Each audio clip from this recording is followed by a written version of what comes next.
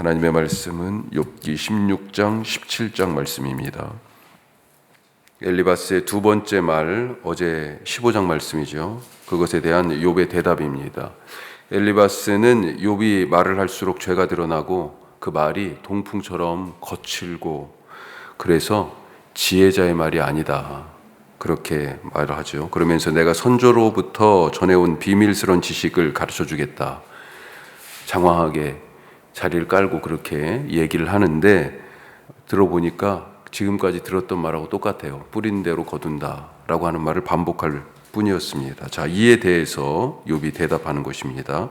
오늘 첫 번째 말씀, 먼저 자신에게 묻자, 먼저 자신에게 물으라. 2절 말씀 우리 다시 한번 보죠. 16장 2절입니다. 이런 말은 내가 많이 들었나니 다 재난을 주는 위로자들이로구나. 이미 새 친구가 한 번씩 돌아가면서 똑같은 말을 했습니다. 뿌린 대로 거둔다라고 하는 그 이치, 욥도 잘 알고 있습니다. 그래서 4절에 보니까 우리 자리를 한번 바꿔보자. 내 마음이 네 마음이, 그렇게 서로 다른 자리에 있는 것처럼 한번 해보자. 역지사지를 얘기하죠. 입장이 바뀌었다면 나도 너희들이 죄를 지었으니 이런 일을 당하지 하면서 고개를 흔들었을 거다, 이렇게 얘기합니다. 그래도 5절에 그래도 입으로 너희를 강하게 하며 입술의 위로로 너희의 근심을 풀었을 거다. 기본적으로는 너희들과 같이 했겠지만 이 정도까지는 아니었을 거야. 그래도 위로도 하고 힘도 나르고 격려도 하고 그랬을 거야. 자, 처음에 욥의 친구들이 달려와서 7일간 욥 옆에 아무 말도 안 하고 앉아 있었습니다. 그런데 지금 친구들 어떤 사람들입니까? 엄청난 말을 쏟아내는 친구들을 욥은 2절 우리가 다시 읽은 것처럼 재난을 주는 위로자, 이렇게 얘기합니다. 재난을 주는 위로자, 재난, 고통이죠. 고통의 위로자, 이런 얘기예요. 고통과 위로, 이게 짝이 됩니까? 같이 올 수 있어요? 모순이죠, 모순. 자기들은 위로한다고 하는 말이고 도와준다는 말이고 빨리 이 상황에서 건져내야 되겠다, 욥을, 그런 뜻에서 하는 말인데 이 말이 더 고통스럽게 합니다. 지금 엎어져 있는 사람 위에 또 덮치는 거죠. 엎친 데 덮쳤다. 상처를 싸매주는 말이 아니라 상처를 더 자꾸 들춰내고 더 아프게 해요. 약을 발라주는 그런 말이 아니라 상처에 소금 뿌리는 말을 하고 있습니다. 차라리 처음에 왔을 때처럼 가만히 곁에 앉아 있었다면 어땠을까?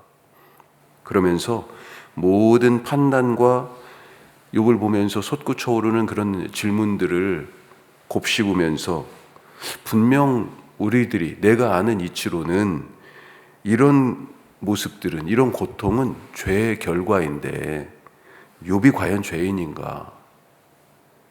죄인이라면 나보다 더 죄인인가? 어떤 면에서는 내가 더 죄인인데 나는 왜 이런 고통을 받지 않는가? 이런 질문들을 곱씹으면서 섣불리 욥을 정죄하지 않고 그의 곁에 있었다 한다면 어땠을까? 욥에게 회개하라고 쏘아붙이기 전에 자기에게 먼저 질문해야 되지 않았을까?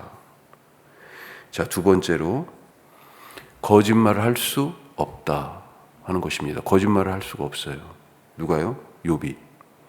자, 욥의 친구들은 마치 독재 정권 시절에 악질 고문 경찰들 같습니다. 없는 죄를 자백하라고 지금 몰아붙이고 있어요. 계속해서. 이들의 말을 어떤 겁니까? 자기들이 원하는 대답, 빨리 인정해, 원하는 대답, 조서를 다 꾸며놓고 사인해 라고 하는 것 같은 그런 느낌이에요. 그 원하는 대답을 들을 때까지 가는 온갖 고문처럼 욥의 친구들의 말이 고통스럽습니다. 자, 욥의 주장을, 욥이 하는 말을 요약하면 어떤 거예요? 난 너무 고통스럽다. 우선 그거죠. 너무 고통스럽다. 이 고통은 하나님이 주신 것이다. 그러나 나는 이 고통을 받을 만한, 이 고통을 이렇게 당할 만한 잘못을 하지 않았다. 이 고통을 하나님이 주신 것이니 뒤에 이제 뭘 첨부해요? 오늘 말씀도 들어있는데 이 고통 하나님 가져가십시오. 치워주십시오. 그렇게 지금 얘기하는 거예요. 욥의 친구들은 욥의 이 주장을 받아들이지 않습니다. 이런 말 자체가 하나님을 모독하는 것이다 생각합니다. 왜냐하면 하나님은 까닭 없이 벌을 주시지 않는 선하신 분이기 때문에, 하나님의 선하심을 너무 지금 친구들은 꽉 붙잡고 있는 거예요. 하나님은 선하시니 이유 없이 이런 고통을 주시지 않는다는 거죠.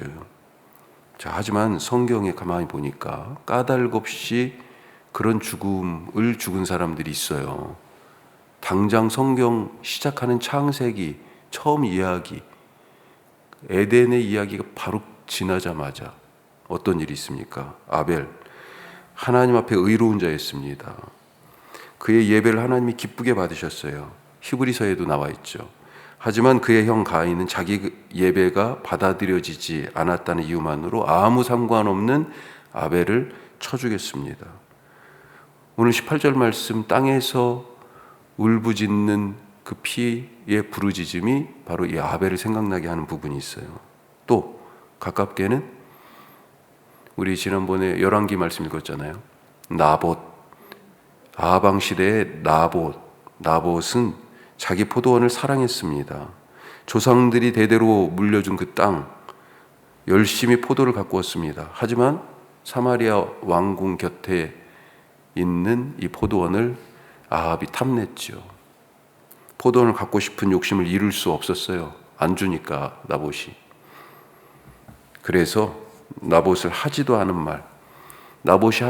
말, 왕과 하나님을 모욕했다라고 하는 말을 그 거짓 증인을 통하여서 누명을 쓰고 죽었습니다. 신성모독으로. 아벨과 나봇, 무슨 잘못이 있어요? 왜 그렇게 비참하게 죽었습니까?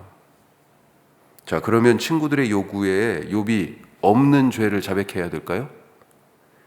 만약에 그렇게 한다면 욥은 거짓말을 하는 거죠. 온전하고 정직하며 하나님을 경외하는 악에서 떠난 자, 고통에서 노연하기 위해서 욥은 하나님도 그렇다라고 평가한 자기의 그 정직, 그것을 포기해야 하고 악을 행하면서 거짓말을 해야 할까요? 욥이 할 수 없는 일입니다. 거짓말을 할 수 없어요. 자, 세 번째, 여전히 욥은 하나님을 향하고 있어요. 여전히 하나님을 향해요. 18절 말씀 우리 다시 한번 읽어볼까요? 6장 18절 말씀. 땅아, 내 피를 가리지 말라. 나의 부르짖음이 쉴 자리를 잡지 못하게 하라. 그러면서 중재자를 찾아요. 네. 사람 사이에도 문제가 있으면 21절 말씀인 거죠. 이게 지금 번역이 이렇게 돼서 욥기가 번역이 어려운 게 우리는 지금 모르죠. 그런데 성경에 한 번밖에 안 쓰인 단어가 욥기에 막 많이 쓰였어요. 그러니까 이걸 무슨 뜻이지, 이게 다른데 그런 용례가 있어야 되는데 이런 구절들도 사실은 학자들마다 약간씩 차이가 좀 더 있는, 사람 사이에 문제가 있을 때 중재자가 있는 것처럼 하나님과 사람 사이에도 그런 중재자가 있었으면 좋겠다, 이런 얘기입니다. 하여튼 자기의 부르짖음이 땅에, 이 고통에 대한 부르짖음과 하나님 이 고통 빨리 가져가 주세요 라고 하는 이 부르짖음이 땅에 그대로 머무르지 않기를 욥이 바라고 있어요. 왜 그렇습니까? 이러다 죽겠다는 거예요. 지금 욥기는 1, 2장과 마지막 42장의 뒤쪽, 이 처음과 마지막 빼놓고는요, 가운데는 운문입니다. 운문. 이게 지금 우리가 개역 개정은 운문 느낌이 좀 덜 나는데 운문이에요. 그런데 이게 지금 통째로 17장까지 16장이 붙어 있잖아요. 이게 다 지금 죽겠다는 얘기예요. 그렇죠? 마지막 17장 끝에 가서도요, 스올을 얘기하지 않습니까? 하데스. 지옥이라고 쉽게 번역할 수 있는 하는데 지옥은 아니에요. 이게 또 스올이 지옥하고 꼭 일치한다고 볼 수는 없는데, 하여튼 내려간다는 거죠. 그 땅 속으로, 죽음의 자리로 내려간다는 것입니다. 자, 이러다 죽겠다는 생각이 들면서 17장 3절 보면 뒤에 뭐라고 돼 있어요? 나의 손을 잡아줄 자가 누구리까? 그러면서 절규를 합니다. 지금 이런 욥의 말 속에는 뭐가 들어있어요? 고통을 주신 분도 하나님이시오. 내가 무죄한 것을 아는 분도 하나님이시오. 나에게서 이 고통을 제거하실 분도 하나님입니다. 지금 그런 하나님에 대한 강력한 믿음이 들어있는 것입니다. 사실은 주신 자도 여호와시오, 거두신 자도 여호와시오니 여호와의 이름이 찬송을 받으실지이다. 이게 욥기 1장 21절에서 주제처럼 얘기하는 그 욥의 신앙 고백 아니에요. 똑같이 그 처음의 고백이 지금도 변하지 않았습니다. 여전히 하나님을 향하자, 여전히 하나님을 향하자 마음속에 지금 이 고통 속에서 곱씹고 있는 것 같은 그런 느낌이에요. 때로는 이해되지 않고, 이거 어떻게 풀겠어요? 지금 이 문제를 풀리지 않고 내 그릇으로 때로는 담아지지 않아요. 그렇죠? 내 믿음으로 받아들이기 힘들어도 여전히 하나님을 향하여 살아가실 수 있기를 바랍니다. 그분이 묶고 푸시며, 그분이 열고 닫으시며, 그분이 세우고 허시며, 그분이 살리고 죽이시기 때문에 오늘 그런 주님 향하여 주님 붙들고 주님과 동행하는 하루 되시기를 바랍니다. 기도하겠습니다. 우리 세 가지 말씀 나눴습니다. 내가 욥의 친구의 자리였다면 어떻게 했을까요? 먼저 우리 자신에게 물어야 되지 않을까요? 욥에게 죄가 있다고 다그치기 전에. 두 번째, 욥은 거짓말을 할 수가 없었어요. 그래서 어떤 상황에서도 믿음을 지켰다, 이렇게도 얘기할 수도 있을지 모르겠어요. 우리가 어느 상황에서도 우리의 신앙 포기하지 않게 하옵소서. 하나님 앞에 정직하게 하옵소서. 세 번째, 여전히 하나님을 바라고 있습니다. 욥이 고통을 주신 분도 이 고통을 거두어 가실 분도 하나님이시다. 주신 자도 여호와시오, 취하신 자도 여호와시오. 오늘 욥에게서 배우는 이 신앙 우리도 갖게 하옵소서. 기도하시고요. 오늘 우리 수요 말씀마당이 저녁에 있습니다.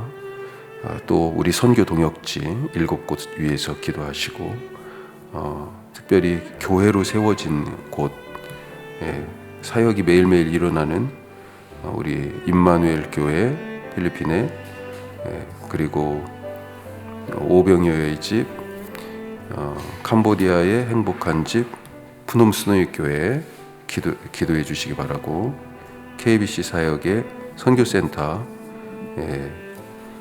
연락을 제가 한번 들어봐야 되겠는데, 선교센터가 지금 완성됐을 것 같은데요. 위에서 기도해 주시기 바랍니다. 또 우리 이선미 권사님의 아버지 주일날 갑작스럽게 병원에 지금 입원하셨는데 염증 수치가 상당히 높습니다. 이동희 어르신 위에서 기도해 주시기 바라고, 우리 이현수 집사님 아버님, 이용주 장로님 우리 함께 기도했죠. 하나님 건강 주시옵소서, 회복하옵소서, 치료의 길을 열어 주시옵소서. 우리 다 같이 기도하시길 바랍니다. 기도하겠습니다.